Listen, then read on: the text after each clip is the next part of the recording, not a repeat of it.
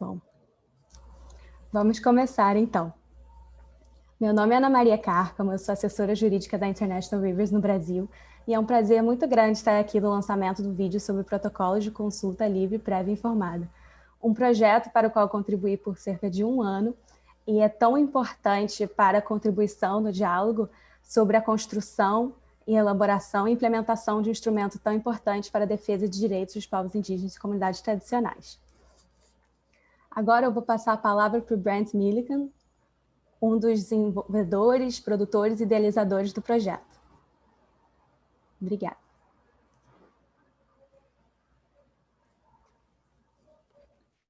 Bom dia, Ana, bom dia a todo mundo.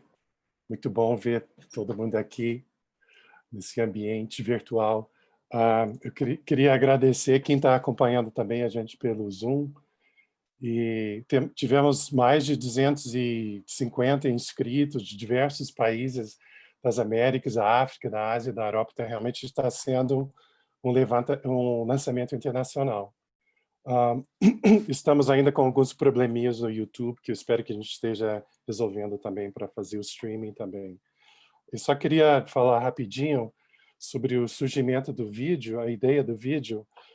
Realmente foi no contexto, né, de um trabalho que muitos de nós estamos envolvidos, e uma iniciativa que surgiu do movimento indígena e outros movimentos de populações tradicionais, que algumas das nossas entidades têm apoiado também, mas de constatar a importância dessa iniciativa e de que seria interessante ter um vídeo que pudesse ajudar com a troca de experiências, né, como uma ferramenta para atividades educativas de organização, né?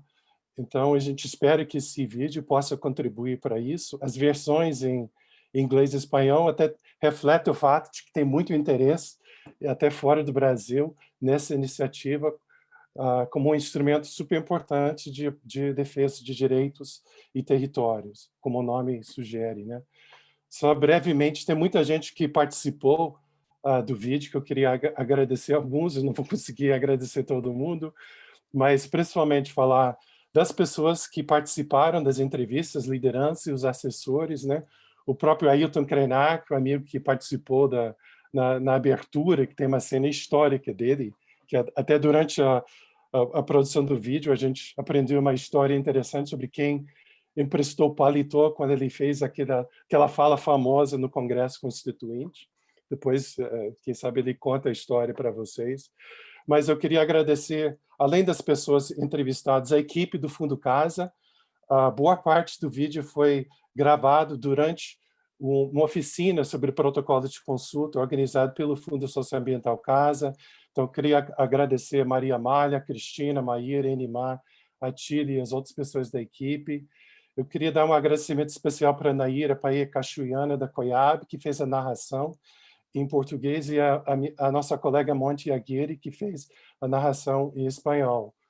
Um agradecimento super especial para o nosso colega e amigo Todd Southgate, que tem sido um parceiro de vários outros projetos da gente, né? Inclusive um documentário sobre Belo Monte e outros, mas pelo trabalho lindíssimo, por sua dedicação em direção e edição e a narração em inglês que ele fez também.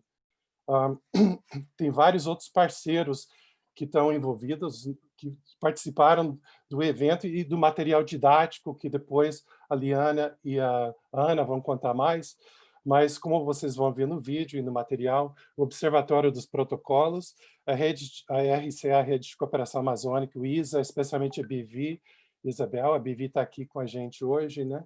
A PIB, a COIAB, o MAB, a CONAC, a FASE e a Fundação Rosa Luxemburgo.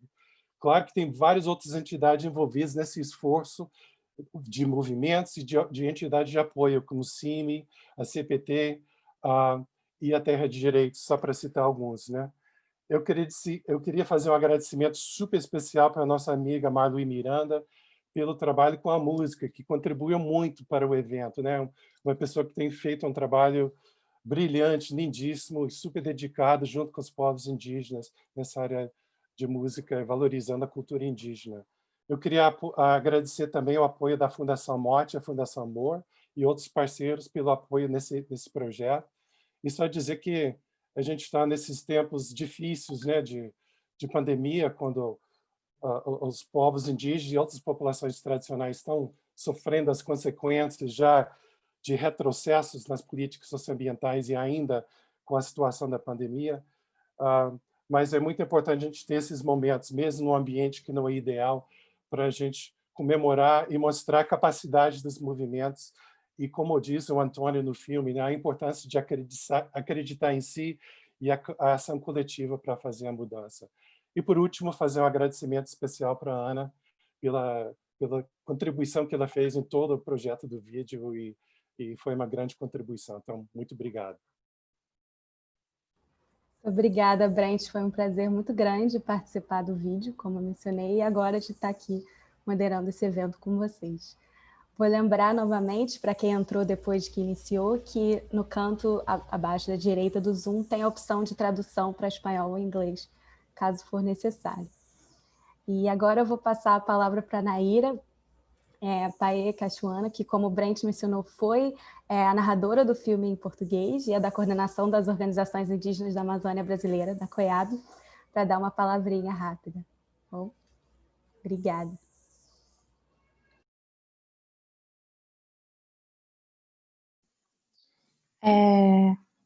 Então, gente, bom dia a todos, né? Onde eu estou ainda é de manhã.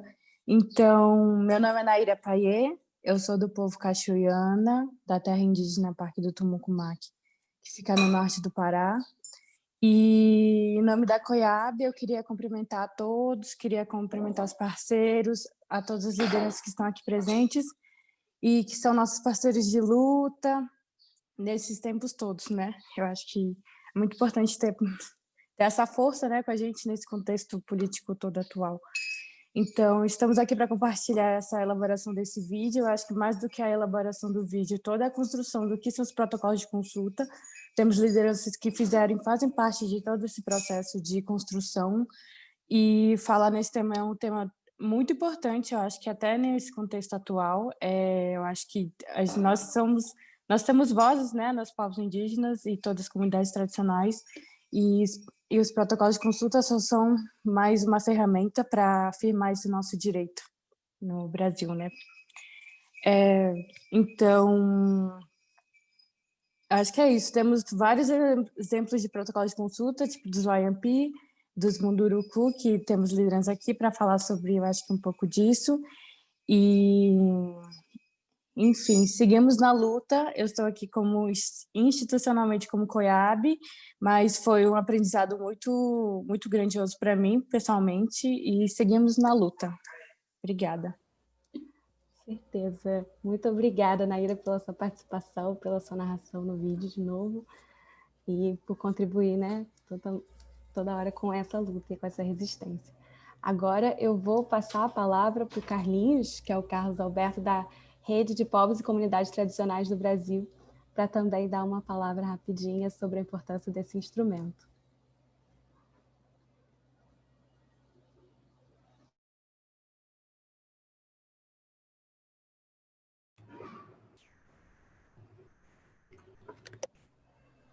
Olá, bom dia, vocês me ouvem? Sim.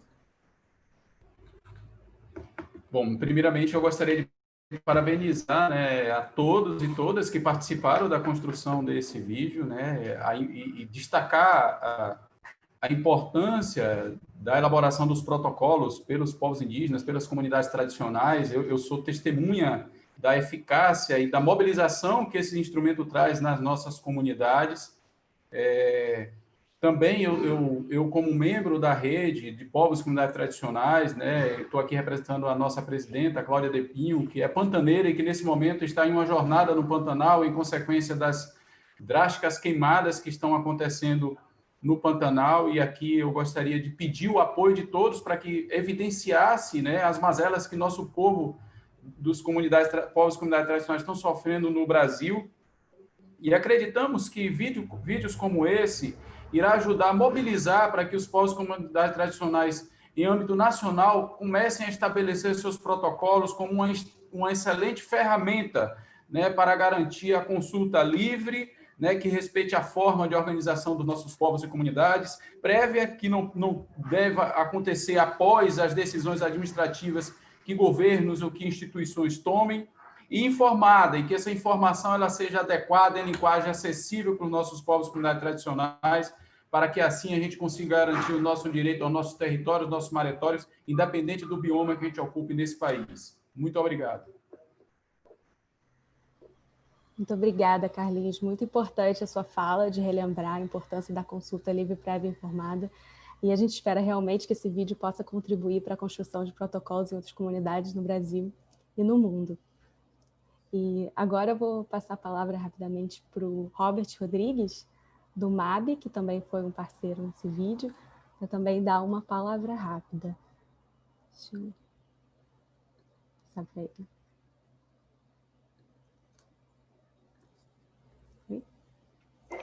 Tá ouvindo?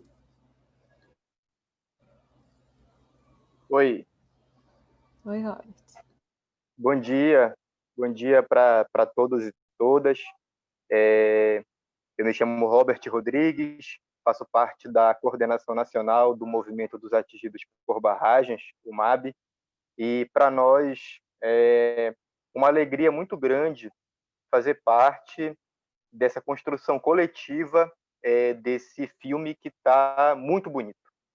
E que um trabalho que foi feito a centenas de mãos, a centenas de cabeças, e pisando em vários chãos. E a gente costuma falar nos movimentos populares que a cabeça pensa onde os pés pisam. E os povos e comunidades tradicionais e originários do Brasil, eles ensinam para a gente cotidianamente que é necessário cada vez mais pensar onde a gente pisa, pensar no nosso chão, pensar no nosso território e pensar a partir desse território, a partir desse chão, com o intuito de defender, com o intuito de lutar por ele. E todos os aprendizados que esse vídeo traz para nós sobre a importância dos protocolos de consulta, a importância dessa consulta livre, prévia e informada, ela é um aprendizado que resgata para a gente a ancestralidade da luta do nosso povo. Porque é uma luta que tem mais de 500 anos pela vida, pelo território, pela vida, pelos nossos recursos, pelas nossas riquezas naturais. E hoje a gente passa por um momento em que essa nossa luta ela é mais importante do que nunca, porque a gente está passando por um momento em que o Brasil está entregue para um governo neofascista, de um presidente que segue à risca a estratégia do capital para a Amazônia. Quando a gente fala dos povos e comunidades no Brasil, a gente fala do Brasil como um todo, né? Mas quando a gente pensa a Amazônia, o Pantanal, que o companheiro lembrou agora há pouco, que está pegando fogo também, o capitalismo tem uma estratégia para essa região, que é uma estratégia de entregar todas as riquezas que existem, de privatizar tudo, privatizar a água, privatizar os minérios, privatizar o solo, privatizar toda a biodiversidade da nossa região, privatizar o petróleo, privatizar o gás natural, que também tem em abundância na nossa região. Mas quem está na beira do rio? Quem está em cima do chão onde tem o minério embaixo? Quem é que está produzindo onde o latifúndio, o agronegócio quer ocupar? São os povos que vivem nesse território, são indígenas, ribeirinhos, quilombolas, extrativistas, pescadores, marisqueiras, quebradoras de coco, que fazem a nossa diversidade da nossa região, e para que o capitalismo consiga implantar essa estratégia dele, ele precisa passar por cima desses povos. Ele precisa tirar a vida desses povos, literalmente, porque tirar o território desses povos é tirar a sua vida. Então, esse vídeo ele cumpre com um papel fundamental, que é de nos ajudar a apontar a nossa luta de forma estratégica contra a estratégia do capital, porque ele demonstra para a gente unidade pela diversidade das organizações que compõem ele. Ele demonstra para a gente articulação regional, nacional e internacional em todos os níveis. Ele demonstra para a gente participação, organização popular, porque a forma como os protocolos são construídos é com assembleias, é com oficinas, é com rodas de conversa nas comunidades, e ele demonstra para a gente, acima de tudo, a certeza na luta, e de que só a luta consegue transformar, consegue mudar, consegue conquistar e garantir direitos.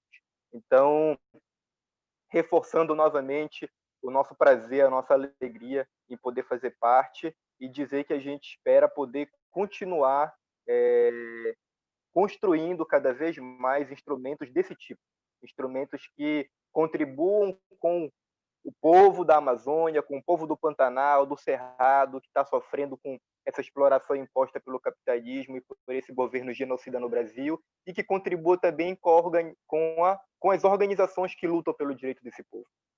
Contribua com as organizações nacionais, locais, regionais, as pequenas organizações nas comunidades, porque fazem a diferença na defesa dos nossos direitos, do nosso povo, do nosso território, da nossa soberania e de tudo que está aqui e que é fundamental para o Brasil e para o mundo. Abraço para todos e todas. Muito obrigada, Robert. Fala incrível, relembrando a gente da importância da consulta livre, prévia, informada e dos protocolos na conexão da proteção com o território e da participação popular, de como o processo é participativo e que isso é essencial nessa construção. E agora eu vou mostrar o vídeo, lançar o vídeo aqui, vou compartilhar com vocês o vídeo em português, que tem cerca de 28 minutos, e o Brent vai colocar os links para os vídeos em espanhol e em inglês, para quem precisar ver esses dois idiomas, e aí depois de 28 minutos a gente espera vocês de novo, para a gente ter um bate-papo com lideranças que estavam presentes no vídeo e também com técnicas jurídicas para falar um pouco do papel dos protocolos no mundo do direito.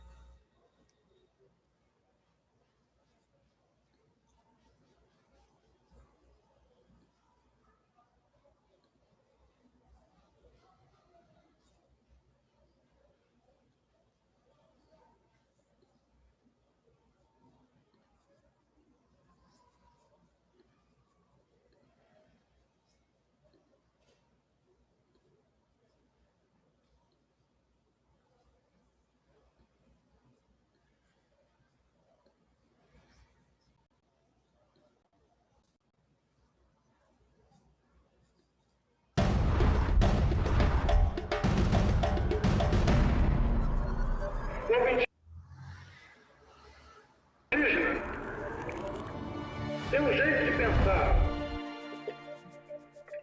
tem um jeito de viver, tem condições fundamentais para a sua existência e para a manifestação da sua tradição. Tem que escutar e aprender que nós ensinamos para isso.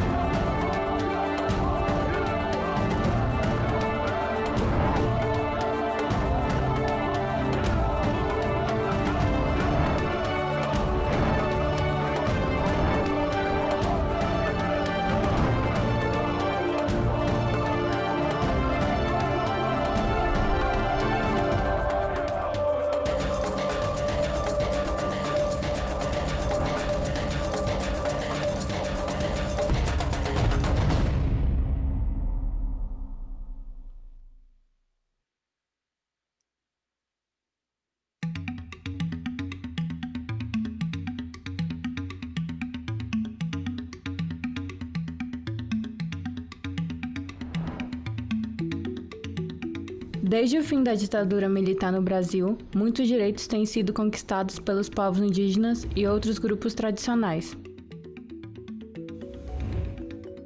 O direito dos povos e comunidades tradicionais de serem consultados de forma livre e informada, de boa-fé, antes da tomada de decisões que possam afetar seus territórios e direitos, foi inicialmente previsto no Plano Internacional em 1989, quando a Organização Internacional do Trabalho, OIT, adotou a sua Convenção 169.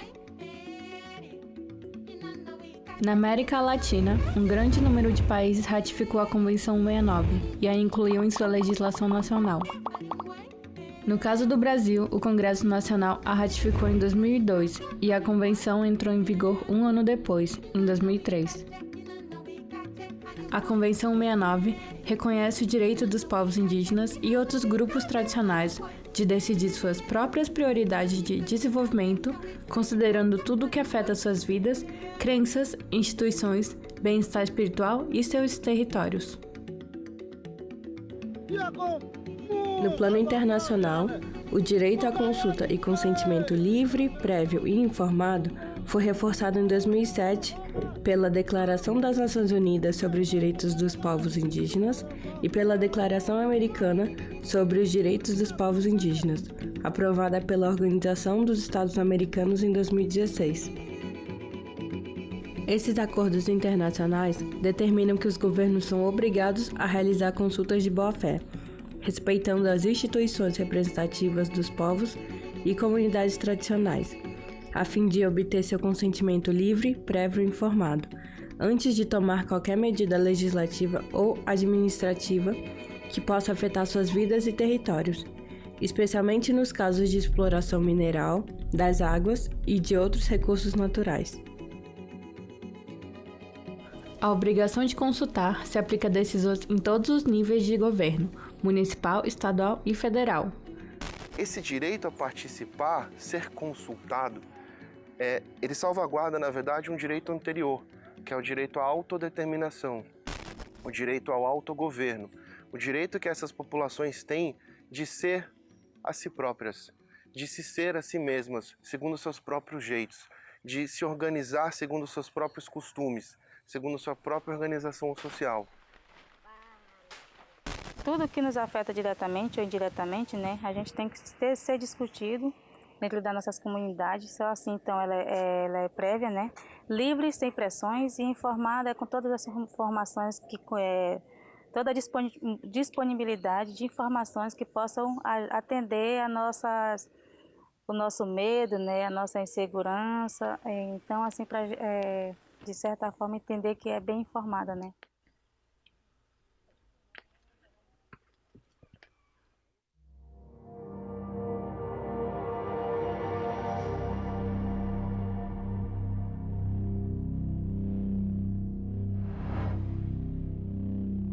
Enquanto a demarcação dos territórios tradicionais seja um direito consagrado na Constituição Federal, e o direito de ser consultado sobre decisões que afetam seus territórios e suas vidas seja determinado por lei, muitos grupos continuam enfrentando decisões impostas pelo governo e poderosos grupos econômicos, o que tem resultado em sérios conflitos. Nós não queremos hidrelétrica, nós queremos direito à vida, à terra, à água livre. Queremos que nossos filhos possam usufruir desse bem. Um exemplo é a construção de grandes barragens na Amazônia, como Santo Antônio e Jirau no Rio Madeira e Belo Monte no Rio Xingu, que tem avançado sem qualquer processo de consulta e consentimento livre, prévio e informado, junto aos povos indígenas e outras comunidades tradicionais. Mesmo sabendo que tinha uma Constituição garantida de consultar os povos indígenas, e eles vinham mesmo para atropelar tudo, né? Fingir que não existia ali o povo indígena e construir hidrelétrica, matar o nosso rio e matar nós, né? Embora a Convenção 169 da OIT tenha sido adotada como lei no Brasil, o direito à consulta e consentimento livre, prévio e informado muitas vezes não é respeitado ou implementado corretamente pelo governo. Em vários casos, houve tentativas de caracterizar audiências públicas, que fazem parte do licenciamento ambiental, como se fosse um processo de consulta prévia, mas são bem diferentes. As audiências públicas são abertas a toda a sociedade e muitas vezes acontecem quando decisões políticas sobre o projeto já foram tomadas.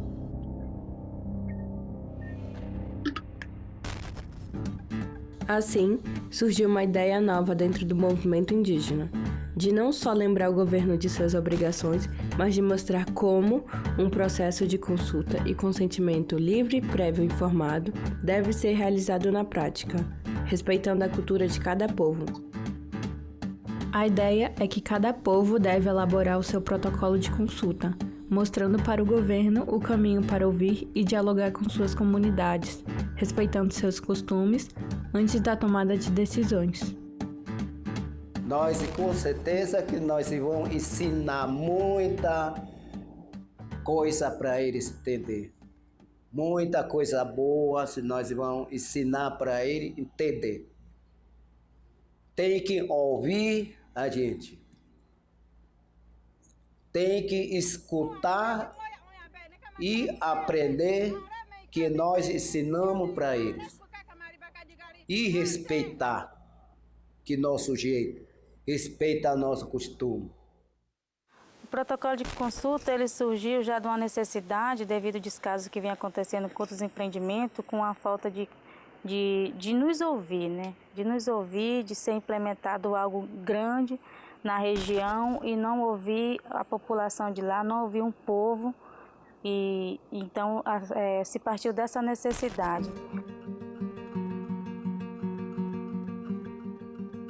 Os protocolos explicam cada passo que deve ser tomado antes do governo tomar qualquer decisão sobre políticas e projetos que possam afetar seus territórios e meios de vida.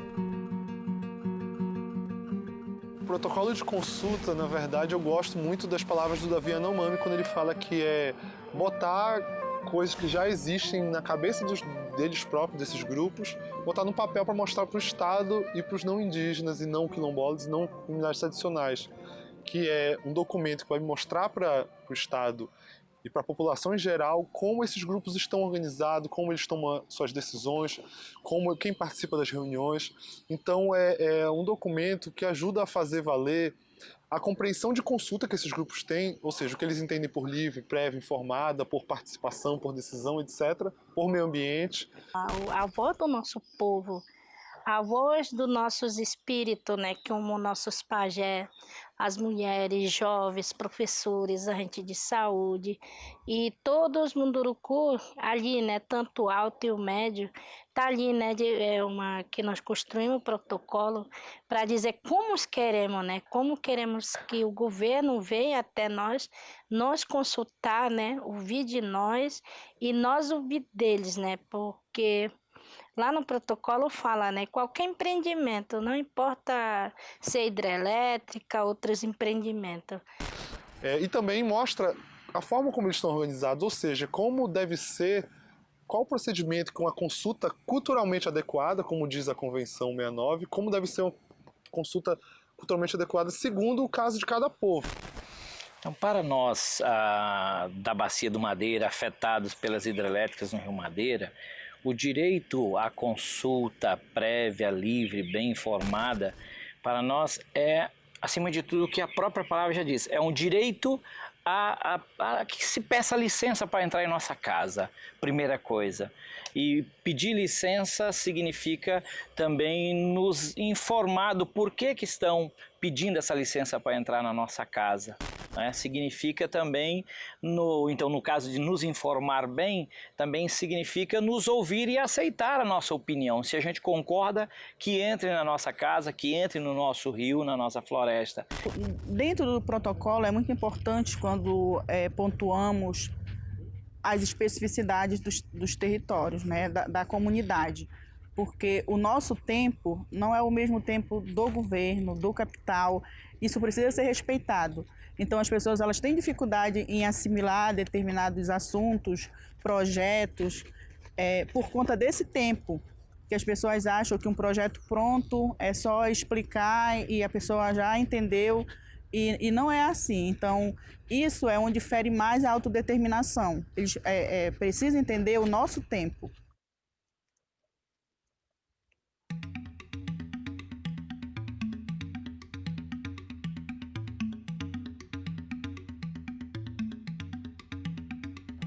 Os protocolos de consulta devem ser elaborados pelos próprios povos e comunidades tradicionais. Assim, cada grupo pode definir e explicar como deve ser um processo apropriado de consulta e consentimento livre, prévio e informado pelo Estado, respeitando a sua cultura e a forma tradicional de tomada de decisão.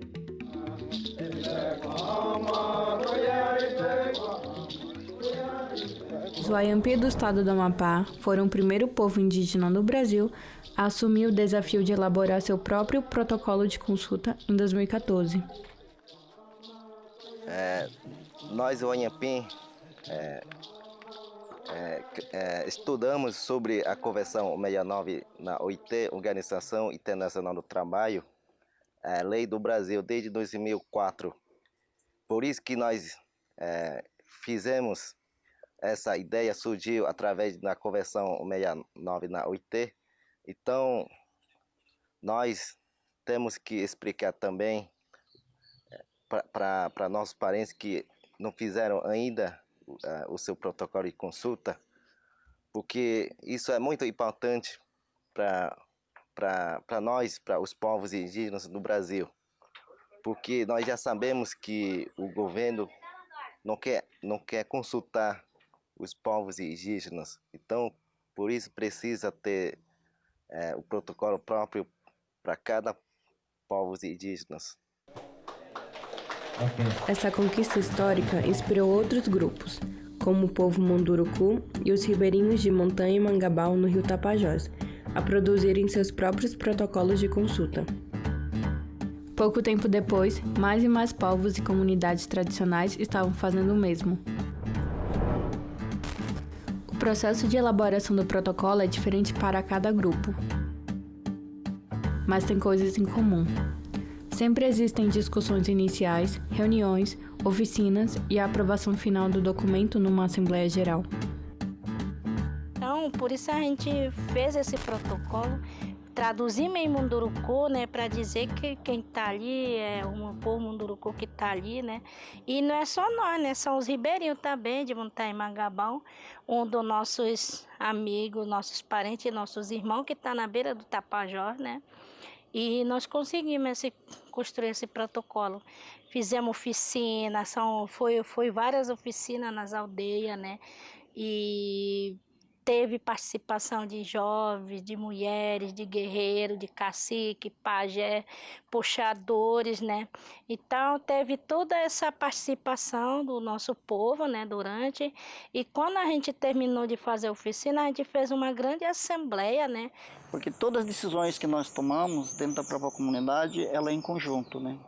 Então isso a gente já vem trabalhando ela dentro da própria comunidade e, assim, em todas as aldeias que nós fomos passar, a gente tem que ter a mesma ideia, do mesmo objetivo que nós queremos das nossas decisões, né? Então, essas regras, ela tem que ser clara, né? Para todos nós indígenas. Embora todo o processo de elaboração do protocolo seja coordenado pelos próprios povos e comunidades tradicionais, eles podem contar com apoio técnico de pessoas de confiança e organizações parceiras, mas não de empresas ou outros grupos que podem ter um conflito de interesse. Como construção do nosso protocolo, né, a gente teve muito apoio do MPF, né, principalmente o Ministério Público de Santarém e de Brasília. Sempre tem esses parceiros para apoiar. Então a gente conta muito com esses nossos parceiros, de eles fortalecer esse protocolo, o nosso protocolo, né, porque eles entendem também, né, ele é uma das conhecedores, né, de que a gente realmente tem todo esse direito e é obrigatório do governo, né. Esse cuidado com pessoas que não são convidadas para esse tipo de trabalho, você tem que ter cuidado com isso. Tem que ter muito cuidado, porque hoje tem muitas ameaças das nossas lideranças devido muitas pessoas serem o contrário pela defesa que a gente faz, né? A gente é um defensor de direitos humanos, de uma biodiversidade de vidas, de florestas, de seres vivos. E tem muitas pessoas que são contra a gente por essa ação que a gente faz. As comunidades precisam tomar muito cuidado com a forma como esses protocolos vão ser construídos para que eles reflitam de fato a forma como elas desejam ser ouvidas. E tomar muito cuidado também com esses protocolos feitos a toque de caixa e por terceiros, né? Que a gente já tem visto alguns casos bem preocupantes de que as empresas estão se envolvendo diretamente na elaboração dos protocolos como se isso fosse simplesmente um documento de gabinete, né, sem a participação da comunidade como um todo, às vezes com a participação de um ou outro representante. Então, assim, não tem uma forma pré-fabricada para fazer o protocolo. Cada grupo deve, se tiver, por exemplo, apoiadores, mediadores auxiliando, cada grupo deve definir o procedimento conjuntamente. Agora, é isso, passa com certeza pela realização de oficinas para que o grupo saiba dos seus direitos, saiba do que se trata a consulta, sabe, enfim, as garantias que ela tem, porque o próprio grupo vai ser fiscal dos processos de consulta que ele mesmo participa.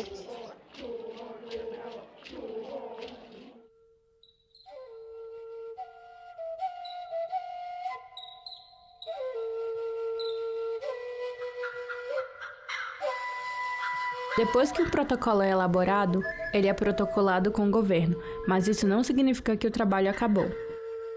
Depois de elaboração, fomos em Brasília, né, entregar esse protocolo, nós guerreiros, mulheres e cacique fomos, né, pegamos um ônibus, batemos na porta do governo e foram protocolados, né, esse protocolo Munduruku, lá em Minas Gerais, em Minas Energia, né, e foi entregue nesses ministérios, na FUNAI, todos esses órgãos do governo, né, foi entregue. Todo e qualquer documento, para ele ter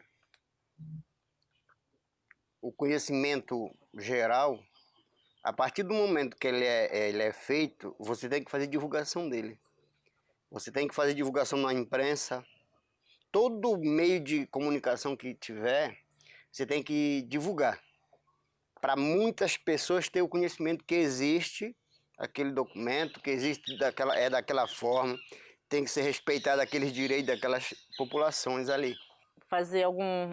Imprimir alguns exemplares, vamos deixar nos lugares que nós achamos que devemos, vamos deixar na comunidade, mas também nós vamos colocar nos meios de comunicação para que outras pessoas, outros estados também tenham acesso ao nosso protocolo. Então, essa é uma forma de divulgação para que todos conheçam que nós temos um protocolo e que nós queremos que ele seja respeitado, porque, como eu disse no começo, ele é a lei da nossa comunidade, ele é a lei do nosso povo.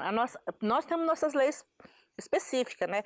O que a gente conseguiu, né, hoje, foi muito importante para nós, mas ainda existe assim uma luta muito grande. Ele não é simplesmente estar elaborado e daí sim então vai ser validado e todos vão respeitar, que não é assim. O protocolo é uma luta muito constante, ela é contínua e a gente tem que brigar mesmo para se fazer cumprir, porque senão as coisas não acontecem, né? Alguns protocolos já foram muito bem sucedidos.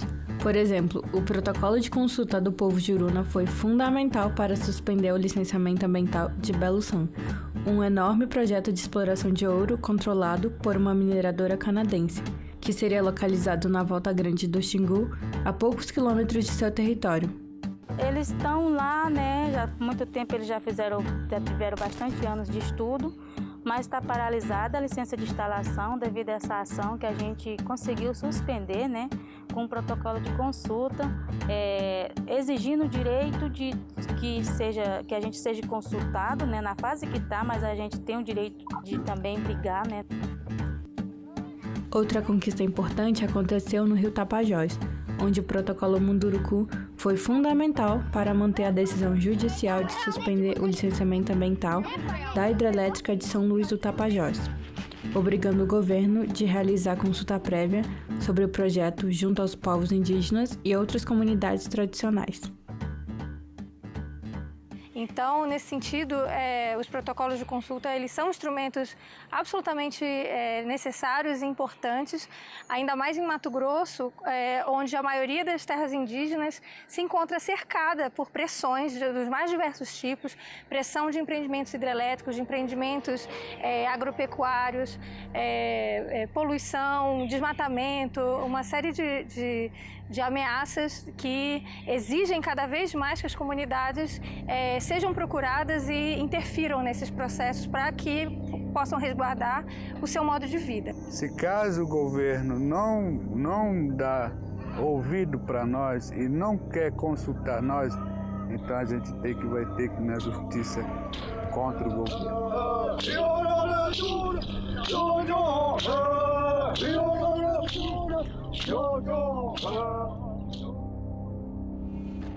Mesmo com todo esse esforço, ainda há muito o que fazer e muita coisa para se manter vigilante. Há muitos interesses de olho nesses territórios e seus recursos naturais, e eles se esforçam muito para desviar, manipular e contornar os procedimentos legais e vinculantes.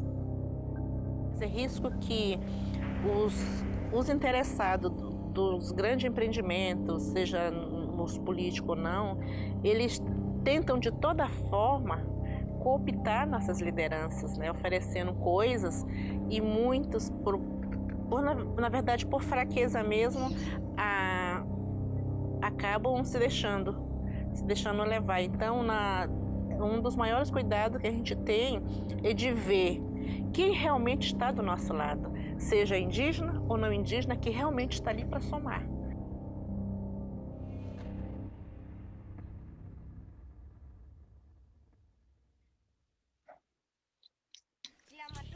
Não deve fazer nada, muita coisa. Resumindo, a luta dos povos indígenas e de outras comunidades tradicionais para defender seus territórios, suas culturas e seus direitos conta hoje com uma ferramenta poderosa: os protocolos de consulta. Baseados na cultura de cada grupo, os protocolos estabelecem como devem ser realizados processos de consulta e consentimento livre e informado, de boa fé, antes da tomada de decisões sobre políticas e projetos que afetam seus territórios e suas vidas. Não é uma solução milagrosa para todos os problemas enfrentados pelos povos e comunidades tradicionais, mas é uma conquista monumental para a defesa de seus territórios e direitos.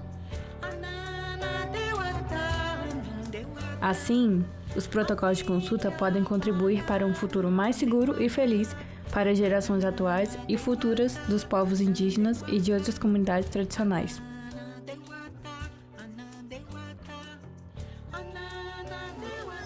Bom, eu gostaria de passar uma mensagem, né, para todos os povos do Brasil também, se for chegar esse vídeo lá, e que também produzisse seus protocolos para que garanta seus direitos, né, e que os não indígenas respeite os direitos dos povos indígenas, né, e não violar os direitos também, né, e também que seja forte e sempre na luta. É dizer que, né, que nós, o povo Munduruku, estamos ali na luta, né, que dizer que esse protocolo, ela é uma vida para nossas futuras gerações, né, dizer que respeite, né, o nosso direito, respeite o nosso território, estamos aqui e vamos resistir, porque nós vamos sempre existindo, vamos sempre cuidando, né, do nosso território. Dizer que mesmo que o governo não quer consultar, não quer saber do povo indígena, não quer saber do povo Munduruku que está no Tapajós, mas a gente vai continuar resistindo até o último Munduruku, né, o último povo indígena, a gente vai resistindo, defendendo o que é nosso, que é a nossa casa, a vida dos nossos filhos, né. Então era isso. Sauê. A mensagem que nós deixa para quem vai ainda elaborar e para quem já está com ele pronto também, né? Porque é assim, para a gente nunca desistir dos nossos sonhos. Sempre lutar, sempre a luta, ser aquela pessoa persistente, acreditar que você é capaz de fazer a diferença. A nossa forma de lutar também é a nossa forma de resistência, porque num país que nós vivemos hoje, que diz que o Brasil é um país de todo, mas a gente vê que as coisas acontecem só para alguns, onde só meia dúzia fica mandando e os outros ficam ali à mercê de tudo, a gente tem que continuar lutando, resistindo para existir. Porque se a gente não resistir, a gente não vai existir como povos indígenas. E eu sempre digo que eu quero os povos indígenas no futuro do Brasil, porque nós somos o passado, o presente e o futuro. E o Brasil Brasil sem povos indígenas não vai ser mais Brasil. Então é por isso que nós temos que resistir e resistir sempre.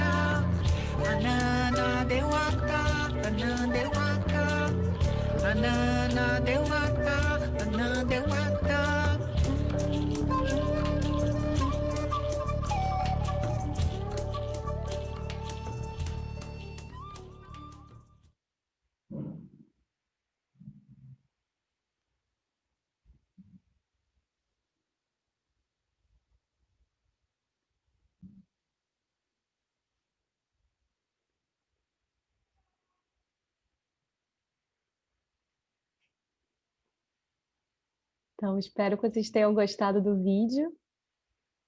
Vou dar alguns minutinhos para quem estava assistindo a versão em espanhol e inglês retornar para cá.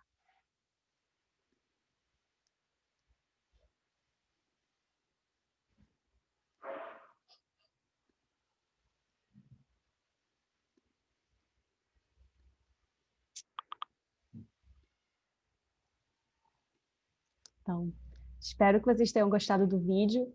E como foi mencionado aqui pelo chat, o vídeo vai continuar disponível por esses links que foram compartilhados, que podem ser baixados pelo Vimeo, e também vai estar disponível na página do Observatório de Protocolos de Consulta, que tem uma página específica para o vídeo, acompanhado de materiais didáticos elaborados por nós, e também no site da International Rivers, e esses materiais estão disponíveis em inglês, em português e em espanhol, e os vídeos também.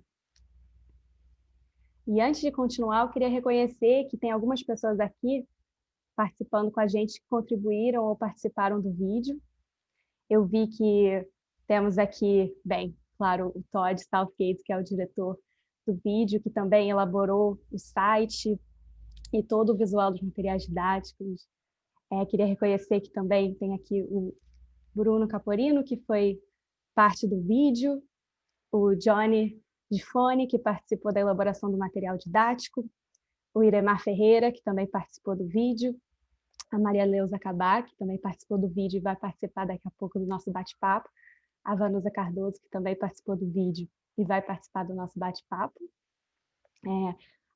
a Viviane Rojas Garzão, que também vai participar do nosso bate-papo em breve e ajudou na construção do roteiro, e a Liana Lima, do Observatório de Protocolos de Consulta, que está sediando o site com o nosso vídeo e também vai participar agora do nosso bate-papo.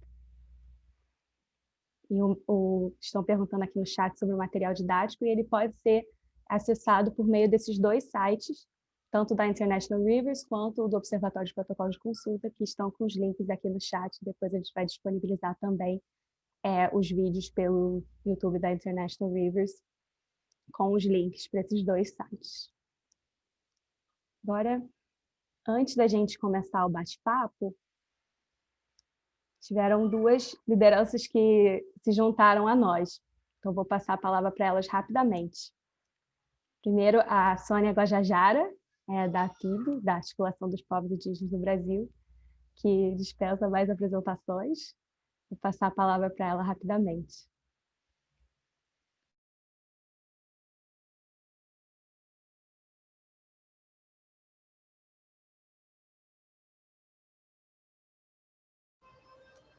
Sônia, tá aí?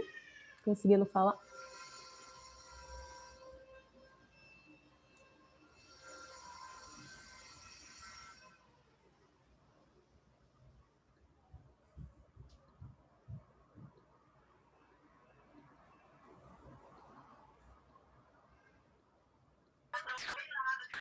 Agora foi. Oi. Oi, Sônia. Vou pedir para você falar rapidinho um pouco sobre os protocolos e sobre a importância deles. Tá, que atrapalhou um pouquinho aqui o áudio. Então tá, gente, olha, bom dia, né? Muito obrigada pelo convite, né? E também pela iniciativa de trazer o lançamento do vídeo, né? E esse encontro aqui para falar sobre os protocolos, né? Quero saudar de forma coletiva todo mundo que está aqui, né? Estou vendo que tem bastante gente, são mais de 100 pessoas que estão participando diretamente na sala. Acho que isso é bem importante, né? Aqui a quantidade de pessoas está junto nesse momento, né? Trazendo aqui esse apoio e também essa preocupação, né? Então, o vídeo mostra claramente aí o que são os protocolos e os impactos, né, da falta desses protocolos, né? E bem nesse momento que a gente está, né, que o governo tenta inverter essa situação, né, essa obrigatoriedade das consultas, né? Onde a gente sempre lutou para que esse direito de consulta e né, do consentimento fosse respeitado, né? Hoje a gente vê assim, o governo a toda hora devolver para o movimento indígena, para a PIB, né? No caso foi da ADPF e do projeto de lei 1142 ali, né? Devolver para a gente esse questionamento da falta de consulta. Então, você vê aí uma inversão total agora da obrigatoriedade, né? Então, é bem oportuno esse momento que se lança esse vídeo e que a gente possa, né, visibilizar, divulgar ao máximo, né, para pressionar o governo a respeitar, né? Porque a Convenção 69 ela existe, está aí, né? O Brasil é signatário, né? E, embora eles não cumpram, nós precisamos continuar fazendo o nosso papel, né? Para que o Estado brasileiro, para que os governos respeitem, né, esses protocolos de consulta. E, embora ali já garante, né, a consulta livre, prévia informada na Convenção 69, a gente sabe que, por si só, não é suficiente, porque o governo tenta, de todo modo, adotar um padrão único, né? Quando quer fazer, né, ainda, né, algum tipo de escuta. Então, quando eles falam de regularização da Convenção 69, que precisa ter, eles pensam em adotar um padrão único, né? E que não atende às especificidades, às realidades locais, né? A diversidade de povos, não atende nunca, né? Então, os protocolos é importante por isso, porque traz aí cada povo trazendo o seu jeito, né, de como quer ser e de como deve ser escutado, considerando as realidades locais, né, e as culturas e diversidade de povos. E lembro que, acho que 2015, 2014, nem lembro mais direito, quando, né, o governo ainda da Dilma tentou fazer essa discussão para regularizar.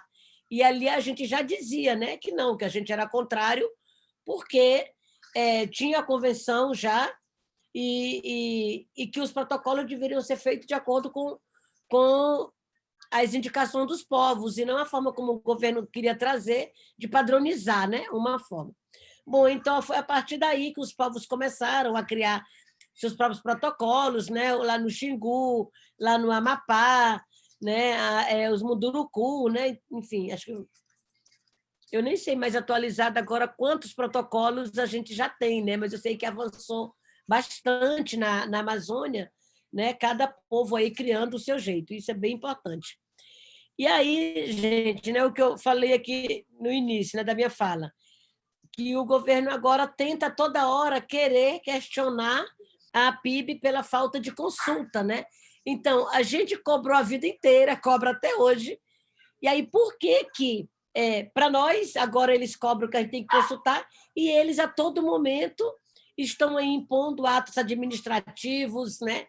Continuam com atos legislativos e continuam impondo obras, né? E agora, mais em especial na Amazônia, sem perguntar a ninguém, né? Sem consultar ninguém. E aí, com a DPF, a gente teve que, o tempo todo, ser chamado para explicar, né, por que não consultou os povos indígenas, por exemplo, quando a gente colocou ali que tinha que a CESAI garantiu atendimento aos povos que estão em contexto urbano e que estão em área demarcada.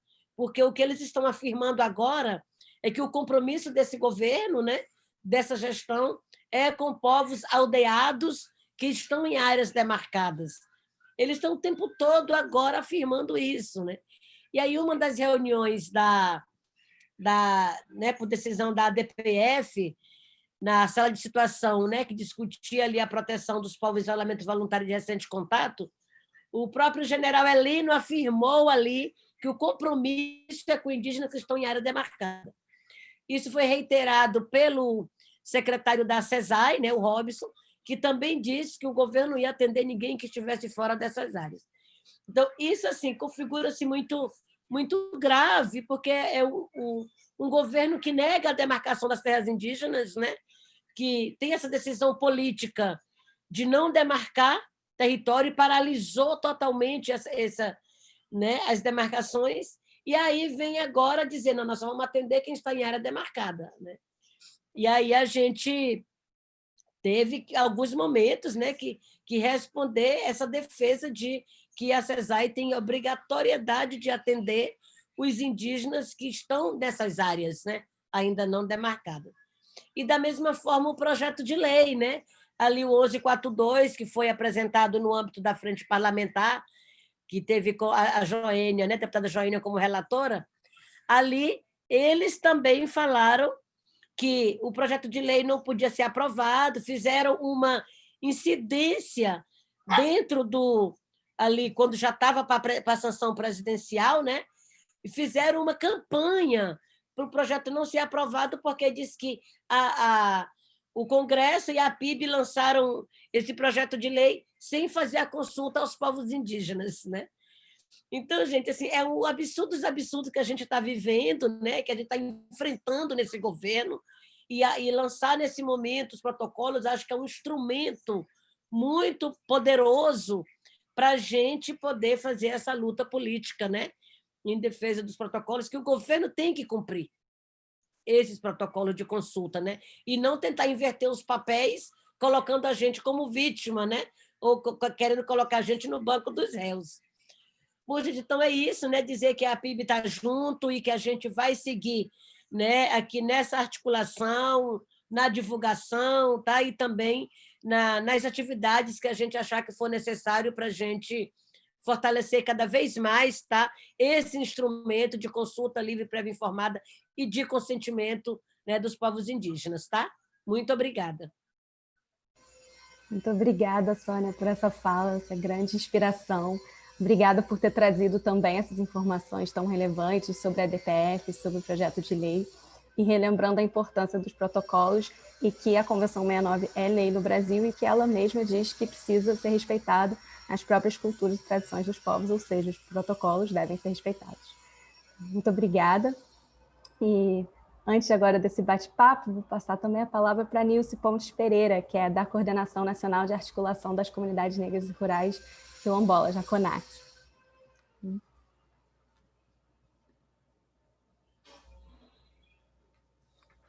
Obrigada. Boa tarde a todos e a todas. Eu sou Nilce Pontes, sou do Quilombo Ribeirão Grande Terra Seca, no município de Barra do Turvo, no Vale do Ribeira, de São Paulo. Agradecer pelo convite, né, para a CONAC estar participando desse espaço e contribuir, falando da importância dos protocolos de consulta, da segmento, né, da Convenção 69, que embora seja lei no Brasil, ainda não é auto-aplicável, né? Pelo menos não para nós que estamos aqui nos territórios, defendendo os nossos territórios, fazendo a luta, como os companheiros indígenas disseram no vídeo, que foi muito lindo, resistir para existir, é o que a gente vem fazendo aí há mais de 500 anos, né? E continuamos nessa batalha e sabemos que a política, o governo hoje tem reafirmado aquilo que a gente sempre soube, né? Que é governado para as elites e não para as minorias, que somos nós, povos e comunidades tradicionais. Os desafios enfrentados pela população indígena, pelos quilombolas, pelos caiçaras, pelos ribeirinhos, caboclos e outros segmentos, tem sido, como diz, uma ameaça, né, ao grande capitalismo, que vem impondo cada vez mais o desmonte das estruturas públicas, os desmontes dos espaços de resistência que está, né, nessas comunidades onde nós estamos. Hoje eu estou aqui no meu quilombo, né, acabei de vir da plantação de milho, e entendo que quando eu estou praticando a minha atividade agrícola, que eu estou cuidando para garantir a soberania alimentar do meu território, e ao mesmo tempo que eu estou fazendo isso, que é o cuidado com a vida e com o solo, ao mesmo tempo eu sei que existe uma ameaça latente o tempo todo, nos dizendo que nós não somos detentores desse espaço realmente. Então, enquanto a comunidade está seguindo a sua vida, seguindo o seu curso normalmente, tem o governo, tem as estruturas, os empreendimentos mobiliários, entre outros, também construindo a estratégia de nos expulsar dos nossos territórios. Então, quando falamos que o protocolo de consulta é uma ferramenta a mais para a nossa luta, para a permanência dos nossos territórios, então a CONAC hoje tem claro para dizer para todos nós que precisamos elaborar muito mais materiais, né, de protocolo de consulta, divulgar mais esses conteúdos, compartilhar com os parceiros, seja as indígenas, ou quilombolas ou não, todo aquele que estão lá nos territórios defendendo esses espaços merecem respeito.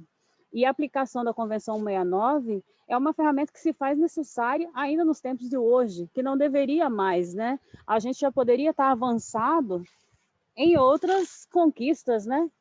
Já não está tão focada mais na questão de luta pelo território, mas no desenvolvimento do território como um todo, garantindo e respeitando a soberania de cada povo, de cada entidade, de cada grupo, né? Que ali resiste e que ali preservaram, né, os seus espaços de sobrevivência. E também é importante pensar, quando nós discutimos a questão do protocolo de consulta, que nós não estamos só discutindo a questão da terra em si. Nós temos a sociobiodiversidade, que são patrimônios do povo brasileiro, né? Principalmente dos povos e comunidades nacionais, que hoje estão sob ameaças, né? Quando o governo coloca que vamos arrecadar mais, né? Está tendo mais investimento no Brasil, que o PIB subiu, mas a gente sabe que esse PIB não é para nós, que estamos aqui produzindo alimento de verdade, comida de verdade, né? A balança comercial está subindo, mas subindo para quem? A gente precisa fazer essa leitura de que o nosso território, a nossa terra, o nosso espaço sagrado, ele está sendo mutilado, né? Assim como a nossa identidade, a nossa história de resistência, quando nos tiram dos nossos espaços, quando roubam, né, os nossos conhecimentos e as nossas práticas tradicionais, nos fragilizam. E assim vai matando o nosso povo, vai matando a nossa verdadeira história, a nossa essência. Então, parabenizar pelo vídeo, parabenizar pelo convite de estar participando desse espaço e dizer que somos mais de 6 mil comunidades espalhadas no Brasil todas, seja ela rural ou urbana, mas a gente continua sob ameaça, mesmo com nossos espaços titulados, né? Aqueles que estão titulados e aqueles que não estão, e que nesse momento não têm clareza como será a sua permanência no seu território, porque a legislação está flexibilizada, né? Mas não para nos ajudar, mas para nos atrapalhar e nos impedir de resistir e de lutar por aquilo que é nosso por direito, né? Só que a gente, quando luta por aquilo que é nosso por direito, não é só para mim, é para nós, né? Para nós, enquanto comunidade que estamos no espaço, e para aqueles também que estão fora, mas que dependem muitas vezes dos conhecimentos e dos saberes que estão nesses espaços resguardados e que precisam ser fortalecidos, ser conservados, né? E conservar não é manter, né, no baú, é repassar, é reviver e compartilhar conhecimento. E isso, para mim, que consta no protocolo de consulta e nas propostas de intenção das comunidades, é uma ferramenta que tem que ser fortalecida e ser amarrada com todos os povos que são resistência no território nacional, não, né? Sabe que as nossas lutas aqui no Brasil, ela não difere das que acontecem em outras regiões latino-americanas. A gente sabe que estamos em ameaças aqui, estamos em ameaças em outras regiões do mundo. Só numa luta coletiva conseguiremos, né, resistir. E isso é a luta da classe trabalhadora, né? É a luta do povo da floresta, é a luta do povo que realmente vive e fortalece a dignidade humana. Obrigada pela participação e parabéns pela live. Estamos aí, mais para frente, podemos contribuir mais com um pouco do conhecimento que é vivenciar os nossos territórios e resguardar o nosso espaço, que para nós é sagrado, né? Obrigada.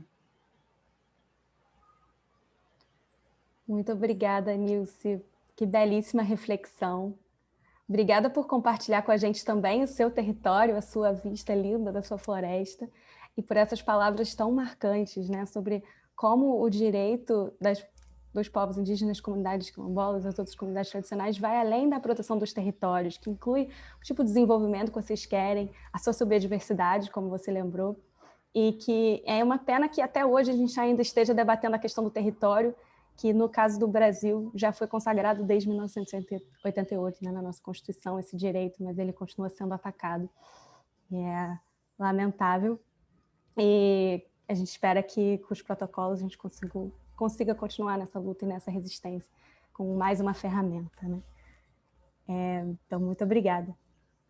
E agora a gente vai fazer uma rodada de conversa com algumas participantes do vídeo. A Maria Leusa Cabá, da Associação Acomum de Mulheres Munduruku, a Vanusa Cardoso, da comunidade quilombola da Bacatal, e a Naíra Paê Cachuana, que já falou um pouco antes, a assessora técnica da COIAB, que também foi narradora do vídeo. E, além disso, a gente também vai contar com a participação da Viviane Rojas Garçom, a coordenadora do programa do Xingu, do Instituto Socioambiental, do ISA, e da Rede de Cooperação Amazônica, RCA, e a Liana Lima, professora e coordenadora do Observatório de Protocolos de Consulta do CEPED, da UFPR, da Universidade Federal do Paraná. Deixa eu chamar elas aqui.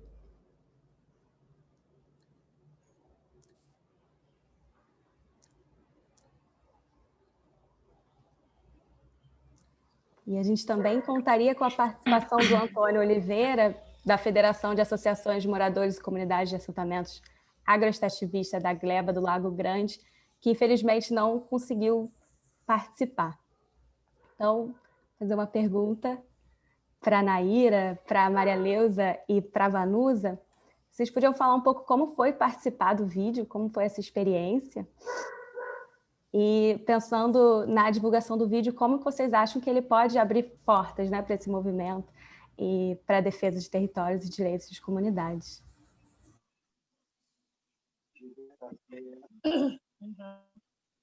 Calma aí.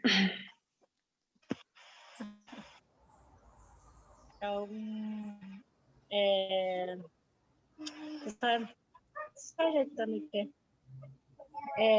Bom dia, né?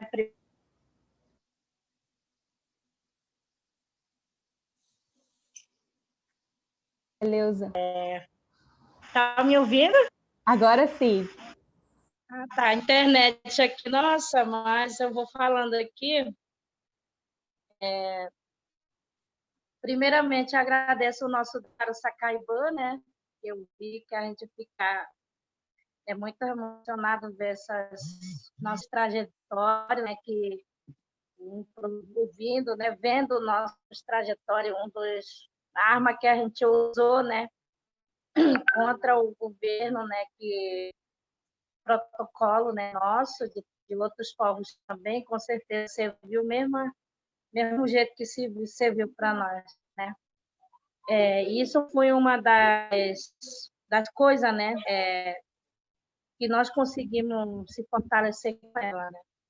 Então, primeiramente, vimos que o governo, né, nunca sempre vem atropelando o direito nosso, né? Principalmente nós que garante o nosso direito na Constituição, né? Mas mesmo assim a gente vem reagindo, vem fazendo de tudo, né? Resistindo, mostrando a nossa resistência, reivindicando o nosso direito. Então a gente vê assim, né? Que o protocolo foi para nós uma de uma das armas que a gente usou naquele momento que o governo chegou querendo fazer uma hidrelétrica no rio, no nosso rio, quando não, né? Vem consultar, dizer que queria construir, a gente falou que não. Não, a gente não vai aceitar porque nós sabemos que é nosso direito. Então, falamos que, querendo ou não, isso foi uma ferramenta que a gente mostrou que, querendo ou não, a gente não quer, e pronto. E fizemos isso, né? Então, fico muito feliz, né, de que agradeço muito nossos parceiros que conseguiram, que acreditaram para ir nessa luta, né, na construção de protocolos, nossos sábios, nossos pajés, as mulheres, né, que lutaram mesmo, que trabalharam, né, para construir esse protocolo. Não foi fácil, né?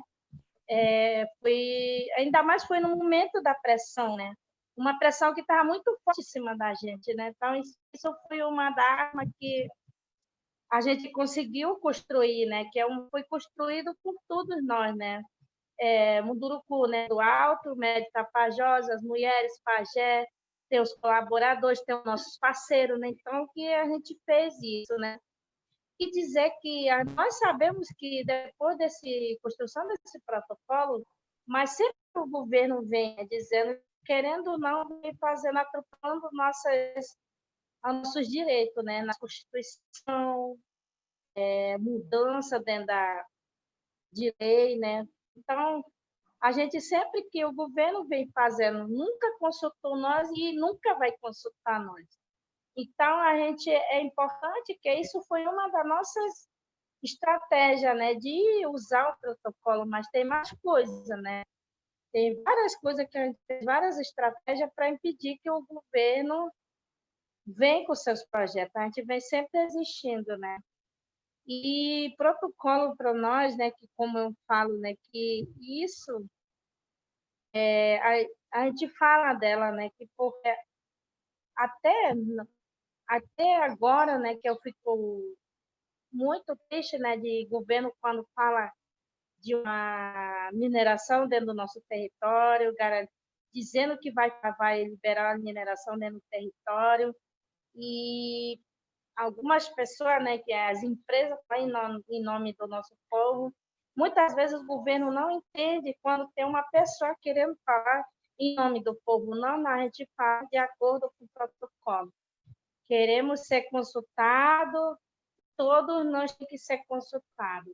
A gente está aqui e sempre vai existir. Então, a gente está passando num momento muito difícil, né? Muito difícil mesmo, mas a gente está nessa situação, né? E vamos existir mais, né? Contamos mais com o apoio de vocês, né? Com nossos parceiros, aqueles parceiros que divulgam, aqueles parceiros que sempre nos acompanham, que vê os nossos vídeos. Então, é isso, né? Só tenho que agradecer mesmo os nossos sábios, que sempre está ali para nos aconselhar, que nunca aceita a entrada de uma pessoa estranha antes que tu avisa as pessoas que moram dentro da tua casa. Tem que avisar quem está chegando no teu território, quem está chegando na sua casa. Então, sempre o nosso sábio, nós alertamos, né? E com isso, com essa sabedoria que a gente conseguiu esse protocolo. E o povo, né, os nossos parentes já tinha construído isso, e a gente começou assim, né, de ver foi uma estratégia deles também, né? Então, o governo sempre vem fazendo isso, né? Então, a nossa luta é isso, né? Dizer que vamos sim continuar, né? Nós sabemos que o governo não vai respeitar, eles não são de respeito, nunca respeitou e nunca vai respeitar. Mas a gente está aqui para dizer, porque enquanto nós estiver vivo para defender o território, para defender o rio, para defender a vida dos nossos filhos, a gente vai falar. Porque a gente está aqui, somos mães, somos guerreiras, somos defensoras e somos organizadoras, né? Então a gente sempre vai falar. Como eu falo sempre isso, né? E somos todos ameaçados por estar fazendo isso, né? Principalmente nós que toma a frente dessas organizações, né? A gente vem sofrendo muitas ameaças, né? Mas a gente sempre sabe que a gente tem essas armas, né, para usar. E foi muito boa essa construção de protocolo Munduruku. Ela está traduzida em português e Munduruku, né, para os nossos parentes que não entendem português, a gente fez essas traduções. Então, dizer que é isso, né? A luta são muito grande, né?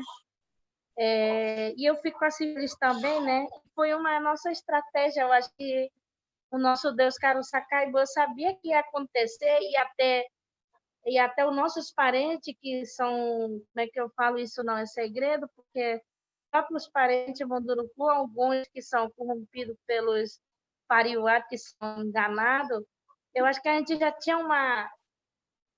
sabia que ia acontecer isso. Hoje eles não podem falar em nome do povo porque a gente tem o protocolo Munduruku, né? Que foi construído antes de ele ser corrompido por eles, né? Hoje eles não podem falar porque eles sabem que tem os nossos sábios que fizeram, que foi construído por eles, por nossas mulheres, por nossas jovens, por nossos sábios, por nossos pajés, junto com eles. Eles não podem passar por isso. Então, hoje eles não têm força, eles perderam, né? E eu acho que a gente já sabia que ia acontecer isso, né? Mas isso fica muito triste, né? Ver os nossos parentes, mesmo eles sabendo que ele não pode falar em nome do povo, em nome de um empreendimento que vai destruir a vida do nosso povo, mas eles continuam dizendo ali, né? Mas eu fico assim, né? Eles não vão vencer porque somos maioria, vamos defender o nosso território junto com nossos caciques, as mulheres, homens, jovens, né? Então, eu fico muito feliz, né? Então, a gente já vinha muito antes, né? E hoje em dia a gente tem essas estratégias, né? De estratégia de autodemarcação, uma das estratégias também, construção de protocolo, organização das mulheres para estar ali, para dar apoio ao cacique. Então, é isso. E eu só tenho que agradecer, eu não tenho que falar muito, porque a gente está aí, né? Infelizmente, a gente não tem como contar mais com esses órgãos que era para estar defendendo nós, né? A FUNAI, que era para estar defendendo os povos indígenas, infelizmente, tudo que são os que era para estar defendendo nós, são tudo ao contrário, né? Viram? Tá todo mundo nossos inimigos. Agora nós temos que ter mais estratégia para passar para essa situação, né? Do jeito que o governo tá, né? Que estão nos atacando mesmo, com a força dele que estão nós atacando mesmo. Então, é isso. Só quero agradecer pelo convite para participar, pela oportunidade que eu tive para participar desse vídeo. Liderança como mulher não é fácil, é muito difícil de cuidar filho, de cuidar roça, de cuidar das mulheres, estar na frente da organização, falar pelo povo, avisar o povo que está vindo, nos prejudicar, é muito dolorido, mas com isso a gente consegue, né? Então, só tenho que agradecer, eu fico muito feliz de estar participando aqui com vocês, ouvindo os parentes falar a mesma língua, a luta não é diferente, são a mesma, tudo pela defesa da vida e do território, né? Então, ficou assim, a gente se fortalece, como a gente fala aqui, ninguém solta a mão de ninguém, né? Então, estamos aqui e é isso. Muito obrigada e saúde. Obrigada, Maria Leusa. compartilhar com a gente um pouco sobre a sua luta, a sua resistência, o papel importante das mulheres e sobre o protocolo Munduruku. Ver se a Vanusa consegue comentar também um pouquinho dessa pergunta, de como foi a participação no vídeo e como que ela enxerga ele como instrumento e como pode auxiliar nessa luta. Obrigada. Agô Mojibá, eu quero pedir licença aos meus mais novos e aos meus mais velhos, a toda a minha ancestralidade, pedir licença para estar falando em nome do meu povo, em nome dos meus, das pessoas que me antecederam, para que hoje eu possa estar no enfrentamento, num fronte de luta, defendendo o meu território e tudo aquilo que eu acredito.